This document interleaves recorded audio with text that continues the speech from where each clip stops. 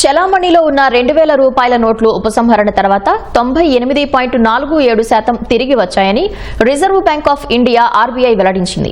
మే 19, 2023 నాటికి చలామణిలో ఉన్న 2000 రూపాయల నోట్ల మొత్తం విలువ 3,56,000 కోట్లు కాగా ఏప్రిల్ 30, 2026 నాటికి 5,451 కోట్లకు తగ్గినట్లు తెలిపింది. ఇప్పటి వరకు 98.47% 2000 రూపాయల నోట్లు బ్యాంకులకు చేరినట్లు ఆర్బీఐ ప్రకటించింది. 2000 రూపాయల నోట్లను మే 19, 2023 నుంచి ఆర్బీఐకి చెందిన 19 ప్రాంతీయ కార్యాలయాల్లో మార్చుకునే అవకాశం కల్పించారు. అక్టోబర్ 9, 2023 నుంచి వ్యక్తులు, సంస్థలు తమ బ్యాంకు ఖాతాల్లో ఈ నోట్లను జమ చేసుకోవడానికి ఆర్బీఐ కార్యాలయాలు అనుమతినిస్తున్నాయి. ప్రజలు తమ వద్ద ఉన్న 2000 రూపాయల నోట్లను దేశంలోని ఏ పోస్టాఫీస్ ద్వారా అయినా ఆర్బీఐ కార్యాలయాలకు పంపి తమ ఖాతాల్లో జమ చేసుకోవచ్చని ఆర్బీఐ సూచించింది.